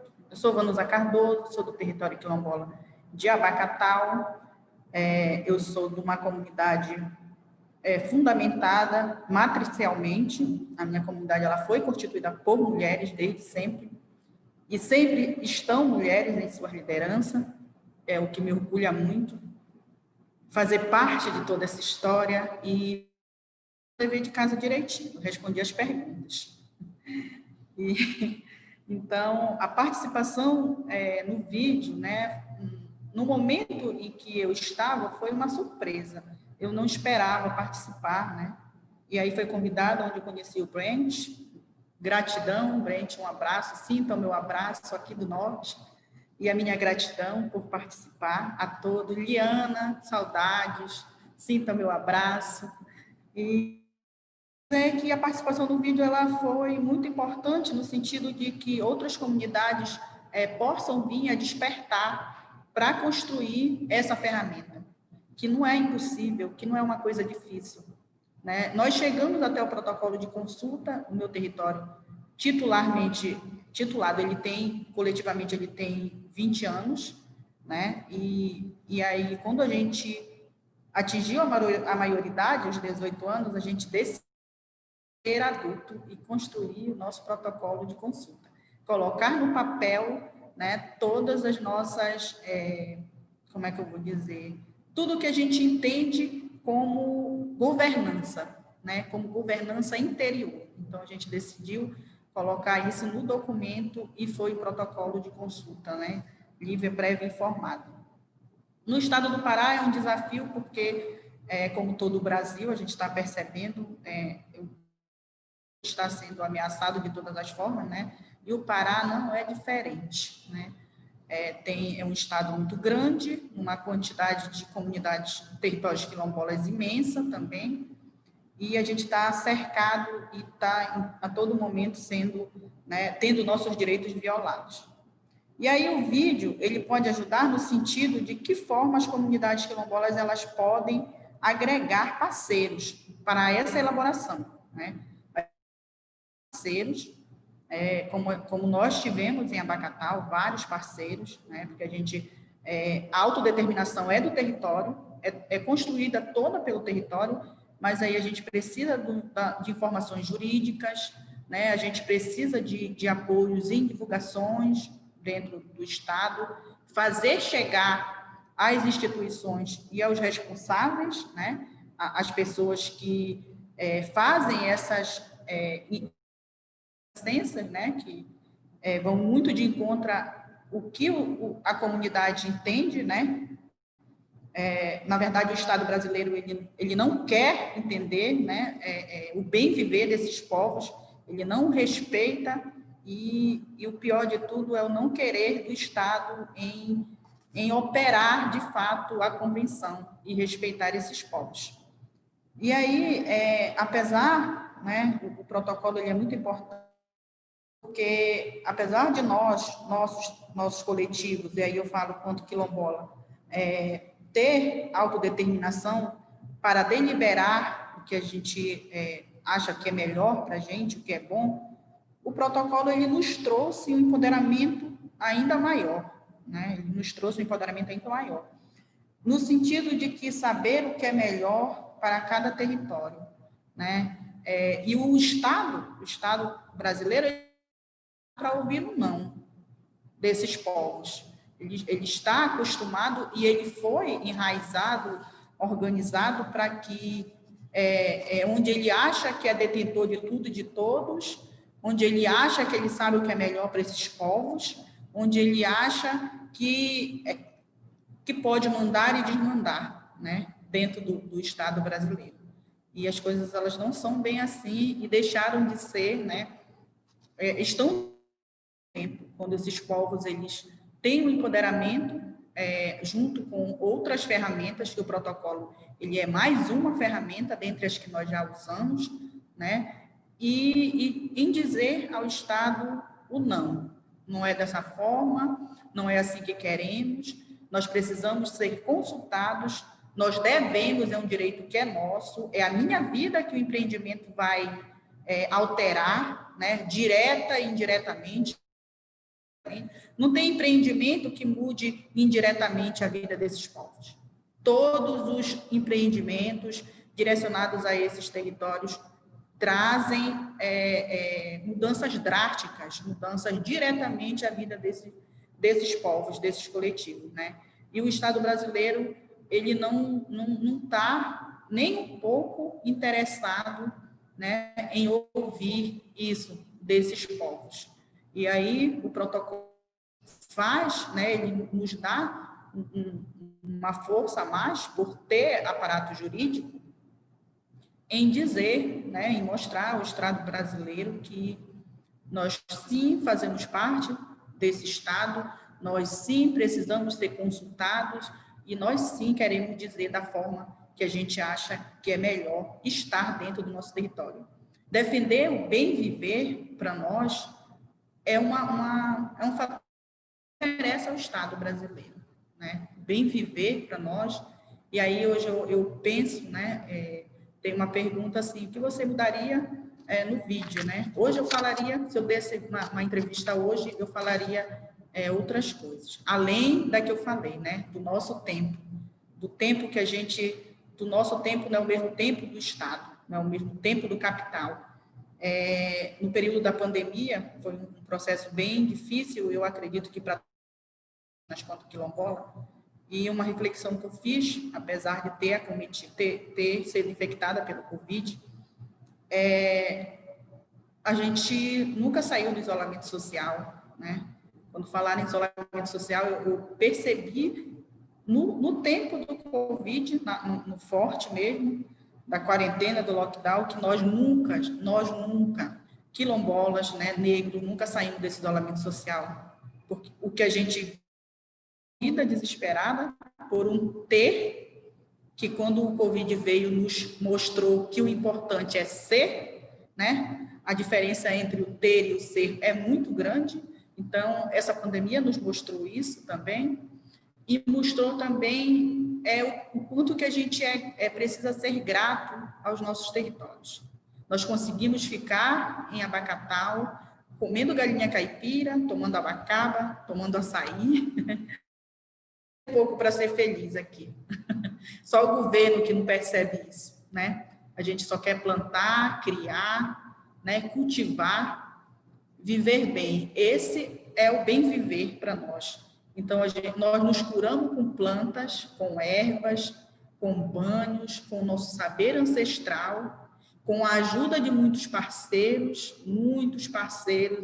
Eu vou ser grata eternamente a todas as amizades que eu fiz nessa minha caminhada, né? É por isso que eu agradeço a minha ancestralidade, aos meus antepassados, porque caminhamos muito até aqui, né? E para mim estar hoje falando em nome de meu território, eu devo muito à sabedoria dos meus. E aí a gente conseguiu, né, estamos passando essa pandemia, né, com uma reflexão da importância desses territórios para esses povos. E esse desgoverno, na verdade, que está posto, ele não está, né, nem um pouco interessado em ouvir esses coletivos, em respeitar a vida e a cultura desses povos. O projeto dele de genocídio, tanto para indígenas quanto quilombola, quando fala em não titular nem um palmo de terra, é claro, né? Infelizmente, isso ele já falava em campanha, ele só está concretizando tudo, se propôs, né, em campanha. E eu penso que a gente precisa arranjar, né, criar uma estratégia para sobreviver a tudo isso, né? Para nós, negros, nunca foi fácil, né? Eu penso que o isolamento social para nós foi o primeiro, né, e o único isolamento social para nós foi a escravidão, foi um processo escravocrata, quando nos separavam das famílias, dos filhos, da sua religião, do seu lugar de fala, da sua terra, da sua cultura, de tudo. Então, eu penso que hoje a gente já caminhou muito e a gente não vai parar por aqui, não vai ser esse louco que vai fazer a gente desistir de uma sociedade mais justa, de uma equidade entre pessoas, né? De uma equidade entre pessoas, entre segmentos. Então, a gente precisa unir. O protocolo de consulta, ele é um instrumento que nos possibilita isso, apesar de estarmos em estados e comunidades geograficamente diferentes, mas os enfrentamentos e as dificuldades são parecidas, né? E dizer que é só gratidão por participar do vídeo, pela atenção de todos, tá? Desculpem se de alguma forma eu não pude contribuir, né, da forma que você... Mas essa sou eu. Hoje eu sou liderança espiritual do meu território, né? Eu estou no outro fronte, com mais responsabilidade ainda. E dizer que a gente pode, com esse vídeo, alcançar lugares que, de repente, eu não consiga ir, que a internet pode levar, né? Meu sonho era visitar todas as comunidades quilombolas do estado do Pará, mas no momento que nós estamos é bem complicado, né? E com esse desgoverno também é muito complicado. Mas eu penso que a gente precisa deixar de ser refém dessa pandemia, porque, como disse o ministro do Meio Ambiente, Ricardo Salles, né? A boiada foi tocada durante a pandemia ela só existiu praticamente para nós, o não sair de casa foi para nós, porque eles continuaram e deram continuidade muito nos projetos, né? Então, a gente precisa um pouco sair do refém da pandemia e começar a nos organizar para um enfrentamento forte, porque vem coisas, né, bem graves por aí para cima de nós, tanto para quilombola quanto indígena, quanto qualquer segmento de comunidade tradicional, né? Então, agradecer aos parceiros, né? Gratidão de verdade a todos, tá? E Abacatal, né, será grato sempre, né, por ser lembrado, sempre por estar contribuindo com os outros, por estar levando essa força, né, e dizer aos nossos que a gente é capaz, que a gente pode sim ter um enfrentamento contra qualquer governo, seja do estado do Pará, qual eu estou, ou do estado brasileiro, e juntos a gente pode avançar. Gratidão. Muito obrigada, Vanusa, que contribuição incrível. Obrigada por compartilhar da sua experiência da comunidade Abacatal, também destacar a importância de parcerias, né, nessa luta. E foi uma contribuição muito relevante, então não preciso se desculpar por nada. Agora eu vou passar rapidamente a palavra para a Naira, se ela quiser complementar alguma coisa.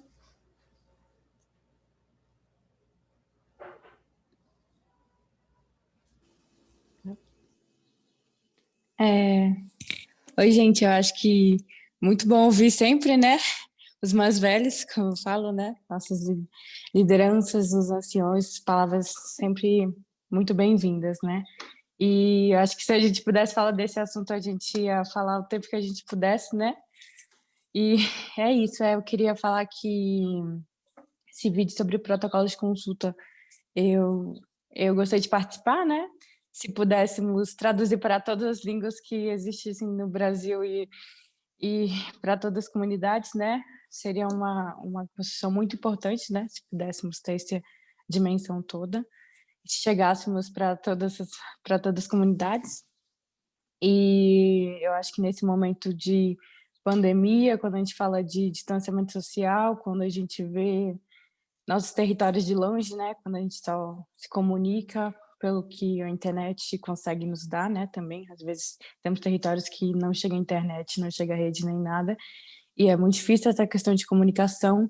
Acho que o vídeo chega nesse momento que podemos passar esse conhecimento, podemos passar esse, digamos, a questão do protocolo de consultor de maneira mais fácil, né? Que às vezes é muito fácil jogar mil páginas de documento, né? E achar que todo mundo vai entender que não é bem assim. E eu acho que esse vídeo teve esse objetivo, né? Tem uma linguagem que eu tentei fazer mais fácil de compreensão, a própria construção de roteiro, assim, questão de ser vídeo, ter imagem, eu acho que é uma ferramenta, né? Mais uma ferramenta, a questão do vídeo, para ter esse alcance do que são nossos direitos, que são protocolos de consulta, para todos que pudessem ter acesso tanto ao vídeo quanto aos materiais didáticos que foram produzidos. Eu acho que a ferramenta de comunicações, né, hoje em dia são ferramentas muito importantes para todos. A gente consegue passar vários informativos, inclusive quando a gente fala de questão de pandemia, foi a questão de vídeo, narração, dublar, fazer podcast, foi uma ferramenta muito importante que o movimento indígena usou para passar toda essa informação para nossas bases e nossos territórios. Então, acho que esse vídeo vai ser mais um desses informativos, né? Informação quando sempre é bom, nunca é demais. E é isso. Acho que a importância desse vídeo para todo mundo vai ter um impacto muito positivo para.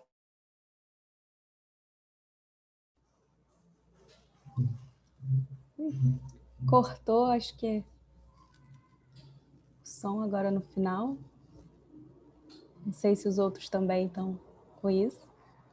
Mas queria agradecer a Naira por essa fala e que bom que o vídeo está sendo visto com esses olhos e realmente a comunicação, como tanto a Naira quanto a Vanusa destacaram por via de internet, por outros caminhos, se torna ainda mais importante nesse contexto de pandemia, né? Por isso que eventos como esse, o vídeo, os materiais didáticos são tão importantes. A gente espera que realmente seja possível alcançar todos os cantos do Brasil, como a Vanusa tinha falado. E agora, já que a gente falou um pouco sobre a importância de parcerias, vou pedir para Viviane e para a Liana falarem um pouquinho como elas, como juristas que trabalham com a construção de protocolos ou estudam a elaboração de protocolos, o que elas podem falar, comentar um pouco sobre o papel dos protocolos autônomos como instrumentos de proteção e como que o direito vem enxergando isso, inclusive o judiciário, e também esse importante papel da colaboração de juristas na instrução e na elaboração desses protocolos.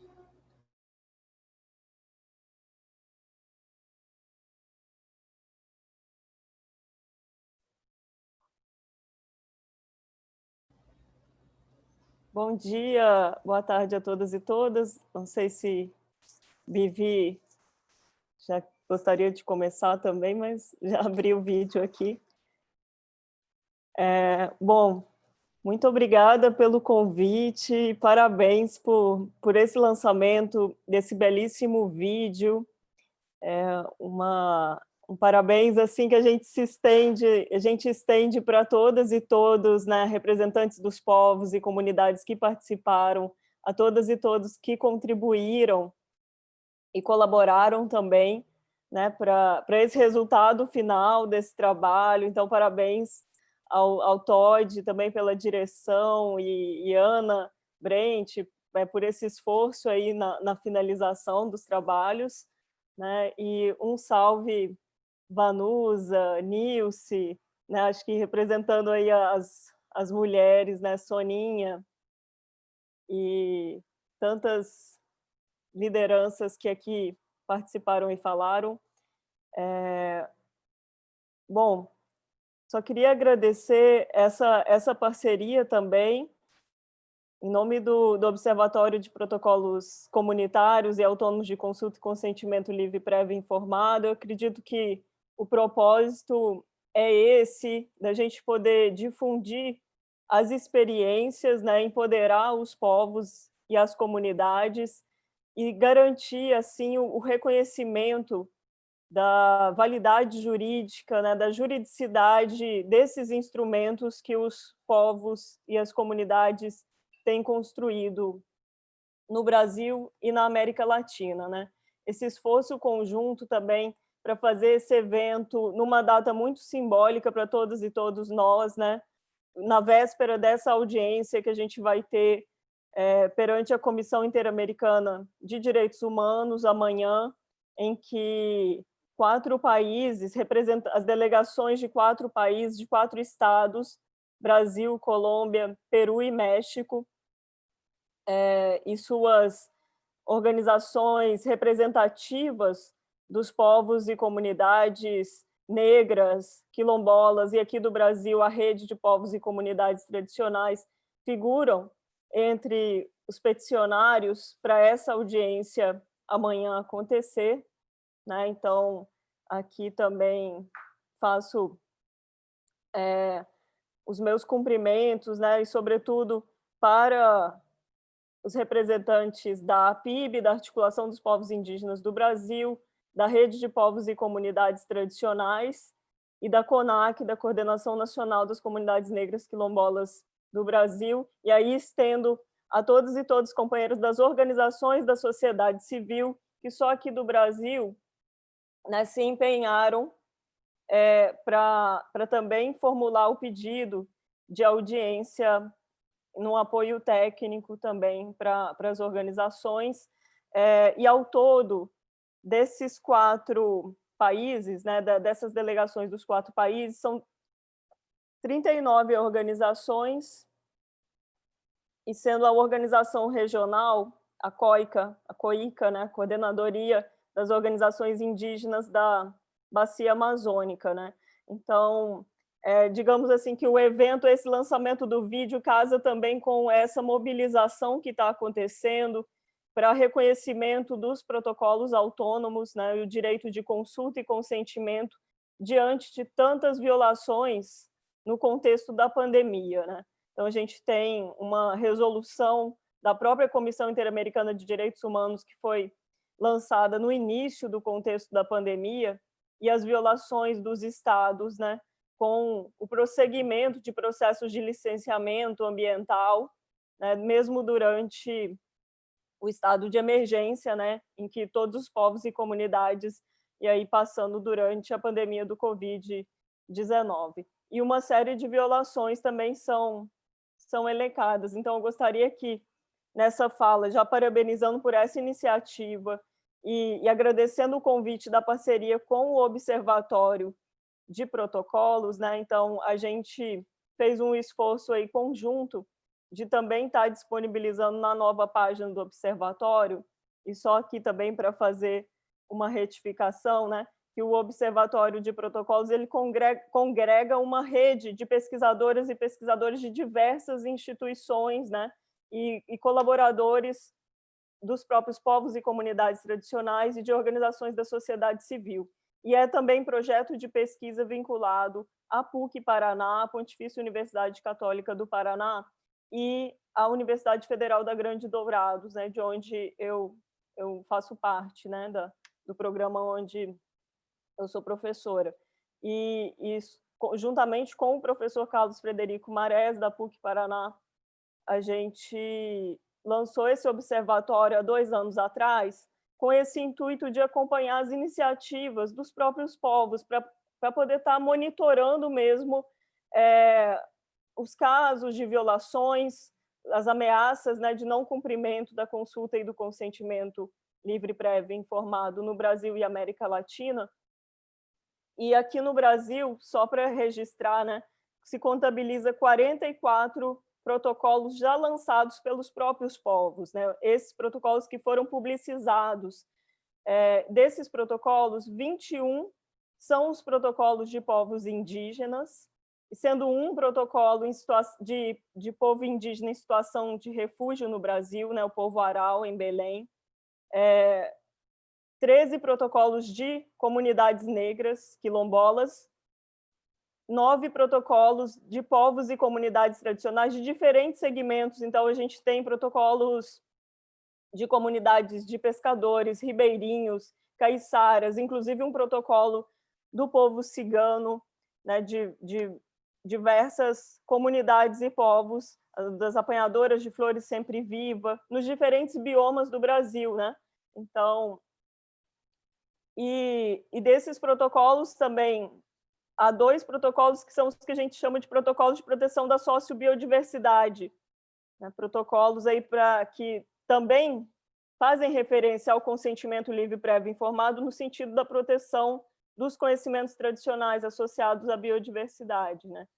Então, ao todo, nós também, nessa petição, junto com as organizações dos povos, né, encaminhada, e o relatório encaminhado para a Comissão Interamericana de Direitos Humanos, a gente traz aí esse panorama dessa iniciativa dos próprios povos construírem os seus documentos jurídicos que representam aí o seu sistema jurídico próprio, né? A sua jurisdição indígena, sua jurisdição tradicional, as suas formas, suas normas internas, as suas formas de organização social e de deliberação coletiva e tradicional. Então, é muito importante, né, frente ao cenário de violações dos estados, isso a gente consegue ver que é comum aos demais países também, né, as violações, sobretudo em termos mesmo de projetos extrativos, né, nos territórios,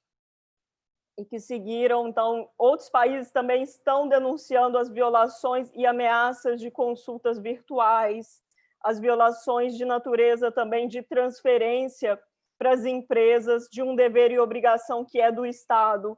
Então, é um momento muito importante para a gente poder ter esse reconhecimento também no aspecto jurídico, né, dessa relevância das iniciativas dos próprios povos, da validade jurídica desses protocolos. Então, acredito que era um pouco essa a mensagem, convidando a todas e todos também para assistirem amanhã à audiência, né, na Comissão Interamericana, e que também é um marco.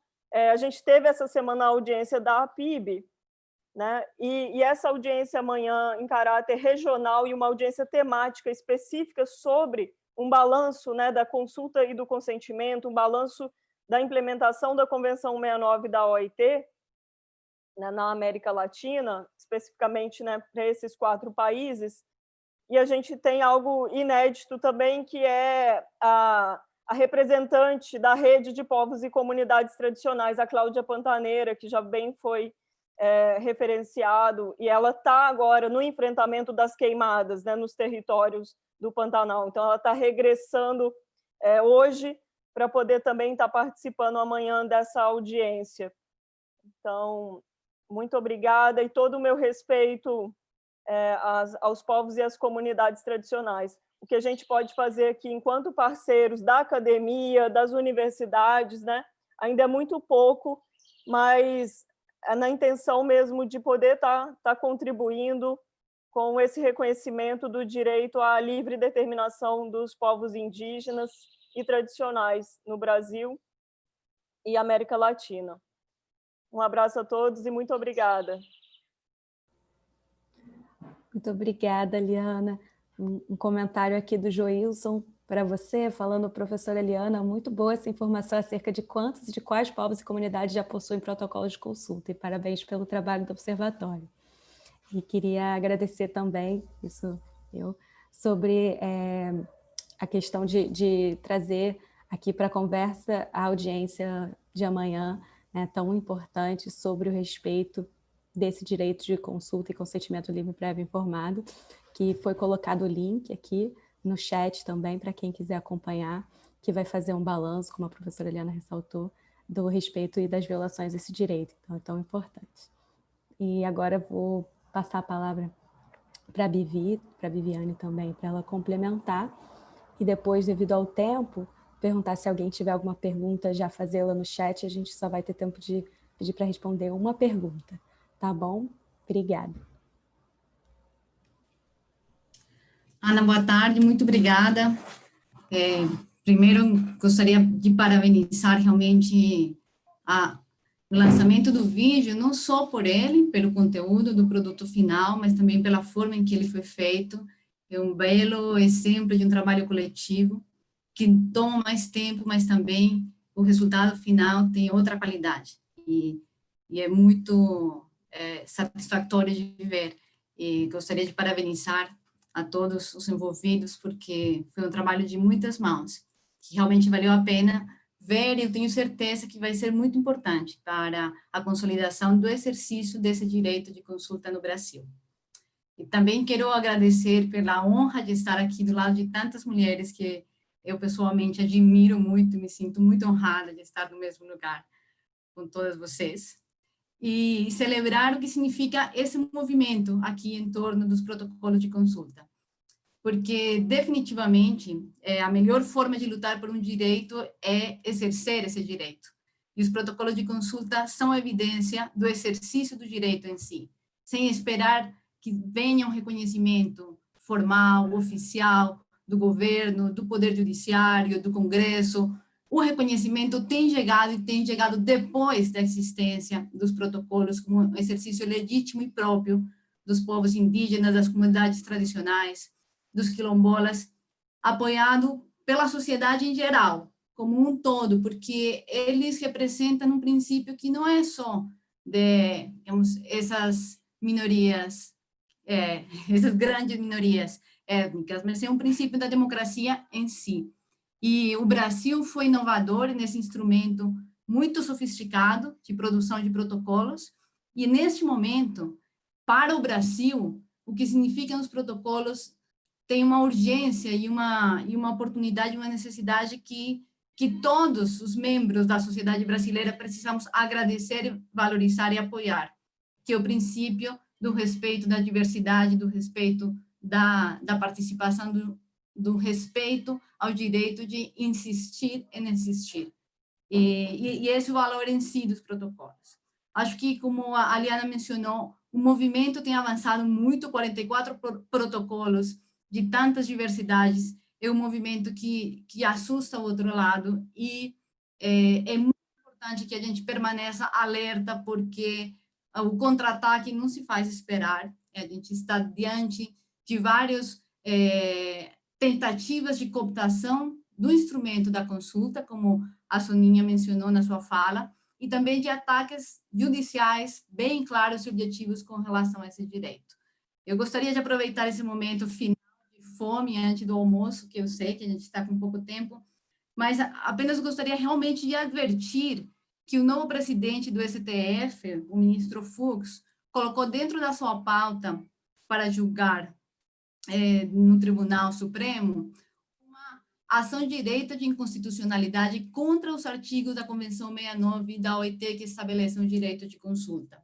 É uma ação direta de inconstitucionalidade impetrada pelo governo de Roraima para se negar a atender duas decisões da Justiça em primeira instância, uma relacionada com a obrigatoriedade de consultar o povo Waimiri Atruari com relação à linha de transmissão que pretende ser construída dentro de seu território, e uma segunda decisão em primeira instância da Justiça Federal de Roraima relacionada com a obrigatoriedade dos povos indígenas desse estado serem consultados do saneamento ecológico e econômico a ser discutido e aprovado no Estado. Ou seja, duas decisões muito importantes que ninguém discute a obrigatoriedade que deveria ser atendida para que povos indígenas do Estado de Roraima participassem do processo de decisão e influenciassem efetivamente da decisão final, mas que, diante dessa obrigação,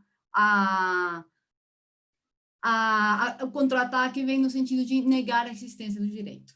E apesar de que o direito de consulta não tem como única fonte a Convenção 69 da OIT, seu ataque e sua contestação dentro do Tribunal Supremo Federal abre um espaço para que interpretações restritivas que esvaciem seu conteúdo e sua natureza venham a acontecer proximamente, assim, nesse contexto político muito adverso que a gente está.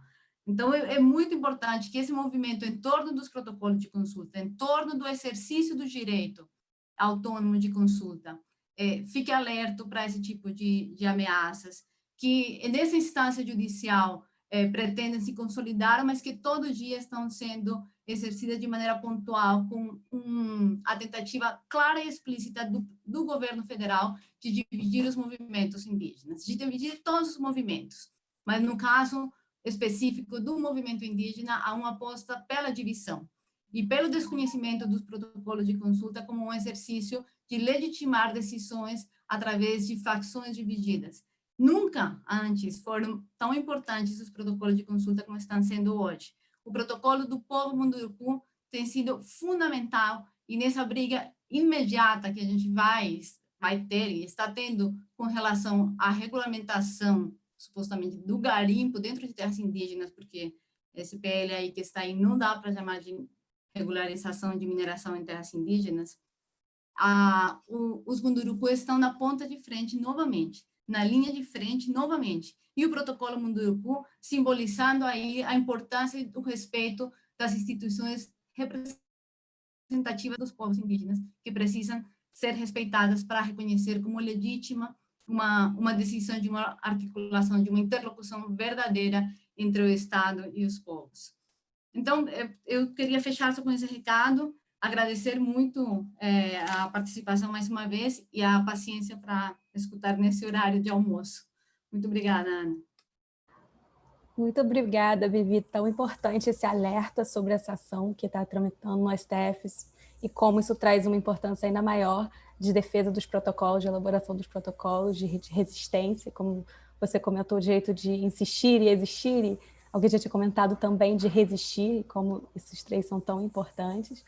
E esse direito não está só na Convenção 69, né? Também deriva da Constituição, que traz o direito, implicitamente esse direito de autodeterminação, e inclusive foi decidido, acho que ano passado, pelo STF, numa ADI sobre o decreto que regulamenta o artigo sobre os povos quilombolas, foi reconhecido esse direito à autodeterminação pelo STF, então espero que com pressão isso seja reconhecido novamente, e ressaltando de novo a importância dessa luta. Então, não tiveram mais comentários aqui, tiveram agradecimentos pelo movimento, pelas falas, pela elaboração do vídeo. Então, queria encerrar aqui e agradecer a todos, a presença de todas e todos, todas as falas tão importantes. Queria relembrar que esses materiais estarão disponíveis no site da International Rivers e no site do Observatório de Consulta, tanto os vídeos quanto os materiais didáticos complementares, e também tem um material didático mais curto para impressão em casa, para auxiliar a elaboração de rodas de conversa, de debates, para construção de conhecimento e compartilhação de conhecimento sobre os protocolos de consulta. E queria agradecer novamente também a todas e todos os participantes que vieram aqui observar esse lançamento, né, participar conosco. Foram mais de 100, então é realmente impressionante e mostra quão relevante é esse tema e essa pauta. Então, muito obrigada novamente. E esse vídeo do lançamento também vai estar disponível depois em inglês, em português e em espanhol no YouTube da International Rivers. Muito obrigada. Boa tarde.